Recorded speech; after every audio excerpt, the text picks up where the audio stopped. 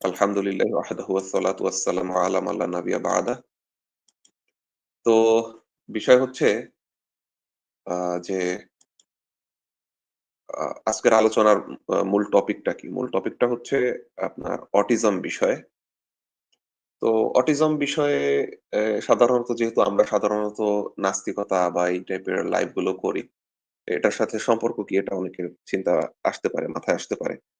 তো বিষয় হচ্ছে যে অ্যা দেখেন যারা অটিজমে আক্রান্ত আমার ব্যক্তিগত পর্যবেক্ষণ এবং শুধু আমার না, আমি আরো অনেকের পর্যবেক্ষণেই দেখেছি যে তারা এই জিনিসটা আসলে বলে বা স্বীকার করে যে আপনার মানে অ অটিজমে আক্রান্ত লোকগুলোকে আপনার রাজনৈতিকভাবে কিংবা ইমোশনাল ভাবে বিভিন্নভাবে আপনার যারা ধার্মিক আছে তাদের বিরুদ্ধে ব্যবহার করা হয়।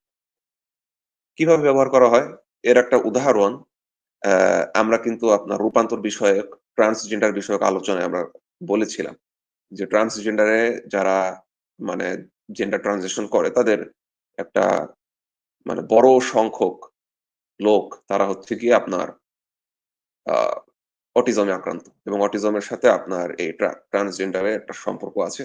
আমরা আ এই রূপান্তর নাটক বিষয়ে আলোচনা করার সময় আপনার তখন আমরা বেশ কিছু পরিসংখ্যান উল্লেখ করেছিলাম। আপনার নাস্তিকতার সাথেও এই কি বলা যায়? মানে অটিজমের একটা সম্পর্ক আছে এবং এটা অনেকেই স্বীকার করে। এবং যেমন মনে করেন রাজীব খান, উনার একটা ব্লগ ছিল। ব্লগ বলতে একটা আর্টিকেল উনি প্রকাশ করেছিলেন আপনার। এটা হচ্ছে আপনার প্রকাশ করা হয়েছিল ডিসকভার ম্যাগাজিনে। পরবর্তী ডিসকভার ম্যাগাজিনে আর্টিকেলটা সরিয়ে ফেলে রাজীব খানের এবং উনি ওইখানে বলেছিলেন অ্যা যে, কেউ আমার কথায় রেগে যেতে পারে। আ কিন্তু I seem to suggest that মানে আমার মনে হয় আমি এটা বোঝাচ্ছি যে atheists are anti-social weirdos যে আপনার নাস্তিকদের মধ্যে অধিকাংশই হচ্ছে গিয়ে এরকম অ্যান্টি সোশ্যাল এবং এটা হচ্ছে গিয়ে বিভিন্ন উনি বলতেছে যে there is some data to back that up এবং বেশ কিছু প্রমাণও আছে, তথ্যপাত্র আছে এই জিনিসটাকে আরকি সাপোর্ট দেওয়ার জন্য।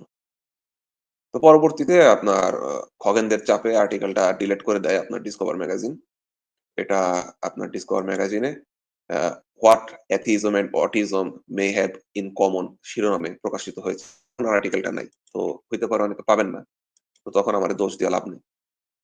তো এখন বলতে পারেন আচ্ছা ঠিক আছে তাহলে কোন প্রমাণ আছে কিনা? আচ্ছা প্রমাণ ওইভাবে অর্থে নাই যে ঠিক আছে আমি এখন সরাসরি যেহেতু ডিলিট হয়ে গেছে আমি দেখাতে পারছি না।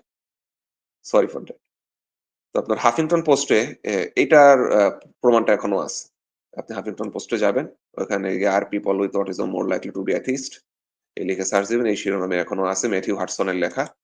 এ তো ম্যাথিউ হাডসন হচ্ছে গিয়ে আপনার একজন কি বলা যায়? সায়েন্স বিষয়ক কলামিস্ট। তো আ উনি আরকি মনে করেন যখন এটা লিখছে তো উনি বলতেছে যে বেশ কয়েকটা গবেষণা থেকে আরকি এটা দাবি করা হইছে। মোটামুটি ৩ টা বিশ্ববিদ্যালয় আরকি গবেষণাটা করছে।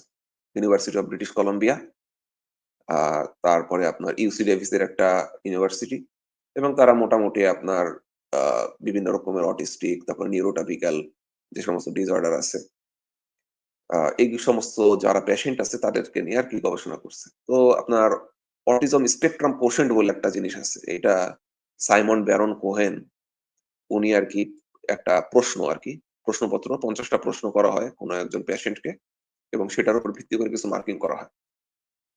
তো ওই প্রশ্নগুলো আরকি আপনার এই ইউনিভার্সিটি অফ ব্রিটিশ কলম্বিয়া তারা ব্যবহার করছিল। এবং ব্যবহার করার পরে তারা গবেষণা করছে এবং এটা আপনার কি বলা যায়? আ দেখা গেছে যে যারা হচ্ছে গিয়ে এই প্রশ্নপত্রে হাই স্কোর করছে, মানে যাদের হচ্ছে গিয়ে অটিজম স্পেকট্রাম কোশেন্ট এ আপনার বেশি নাম্বার পাইছে। মানে তারা যারা বেশি অটিস্টিক এদের ক্ষেত্রে দেখা গেছে যে আমি একটু পড়ে শোনাই। আ উম reduced ability a a sorry had weaker belief in personal God মানে আপনার ঈশ্বরে বিশ্বাস করার ব্যাপারে তাদের যে আ কি বলা যায়? মানে বিশ্বাসটা আরকি খুব দুর্বল। তো এই আ এইটা থেকে আরকি মনে করেন যে বোঝা গেল যে না আরকি নাস্তিকতার সাথে অটিজমের একটা সম্পর্ক আছে। পাশাপাশি ম্যাথিউ হাডসন উনি হচ্ছে গিয়ে আপনার সাইকোলজি টুডে তে উনার একটা আর্টিকেল প্রকাশ করছিল। তো "ডাজ অটিজম লিড টু অ্যাথিইজম" এই শিরোনামে ম্যাথিউ হাডসন আরকি আপনার ওইখানেও আরকি একই কথা বলছে যে না আসলে এরকম বেশ কিছু সায়েন্টিফিক ডেটা আসলে আপনার পাওয়া যাচ্ছে। তো সাইকোলজি টুডে কিন্তু আপনার বেশ গ্রহণযোগ্য একটা ওয়েবসাইট এবং অনেক আ যারা কি বলা যায় এক্সপার্ট তারা এখানে লেখে। তো এরপর আপনার lifescience.com সেখানে স্টেফানি পাপাস উনি একটা আ আর্টিকেল প্রকাশ করে এবং সেটার শিরোনাম হচ্ছে গিয়ে আপনার "autism May diminish belief in god" যে অটিজম আপনার ঈশ্বরে বিশ্বাসটাকে দুর্বল করে দিতে পারে। এবং ওইখানে অনেকগুলো গবেষণার কথা উল্লেখ করা হয় যেখানে ৭০৬ জন আ লোকের উপর গবেষণা করা হয়েছে। কোন গবেষণায় ৪৫২ জন লোকের উপর গবেষণা করা হয়েছে। আ তো এখানে আরকি ওই স্টেফানি পাপ্পাস উনি আরকি বলছেন যে অ্যা ২ টা ভিন্ন, ভিন্ন স্যাম্পল নিয়ে বিশাল গবেষণা আমি যেটা বললাম আরকি প্রায় ৭০০ এবং ৪৫০ জন ভিন্ন, ভিন্ন সেট নিয়ে গবেষণা করা হইছে। এবং কানাডাতেও একটা গবেষণা হয়েছে। আপনার সেখানে ৩২৭ জনের উপরে গবেষণা করা হয়েছে। এবং সেই একই আপনার অটিজম স্পেকট্রাম কোশেন্ট যে প্রশ্নগুলো আছে, ওই প্রশ্নগুলো করার মাধ্যমে তারা এটা দেখছে।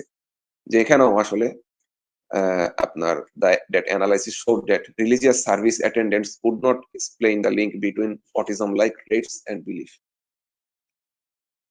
ঠিক আছে? যে যারা ধর্মের অনুসরণ করে তাদের সাথে আপনার আ অটিজমের সম্পর্ক ওইভাবে প্রমাণ করা যায় নাই বা কোনো সম্পর্ক পাওয়া যায় নাই। কিন্তু যারা আপনার মনে করেন যে নাস্তিকতায় বিশ্বাস করে, সেই ক্ষেত্রে আরকি তারা প্রমাণ পাইছে। কিন্তু তারা ঠিক সিওর না যে তার অটিজমের কারণে নাস্তিক হইছে নাকি নাস্তিক হওয়ার কারণে অটিস্টিক হয়েছে। এটা আরকি তারা সিওর না।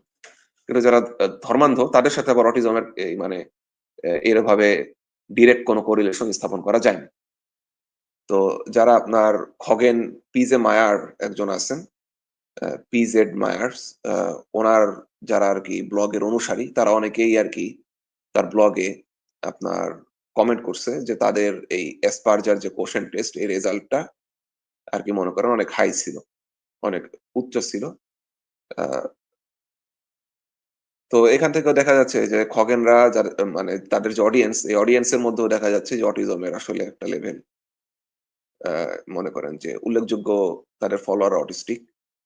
আপনার ব্রিটিশ সাইকিয়াট্রিস্ট একজন আছে খালিদ মানসুর। আ উনি আরকি নার্সিসিস্টিক পার্সোনালিটি যাদের আছে, আ এদের ব্যাপারে আরকি মনে করেন যে একটা কমেন্ট করছে যে, এই নার্সিসিস্টিক পার্সোনালিটি যাদের মধ্যে আছে তাদের অনেকের ক্ষেত্রেই Asperger সিনড্রোম যেটা আছে, এটা তাদের ক্ষেত্রে দেখা যায়। তো এবং আপনি যদি একটু লক্ষ্য করেন দেখবেন আপনার খগেনদের মধ্যে কিন্তু এই নার্সিসিস্টিক বিহেভিয়ার টা আছে। তো এটা তাদের Facebook পোস্ট যারা ফলো করে তারা একটু মাথা খাটাইলেই ধরতে পারবে।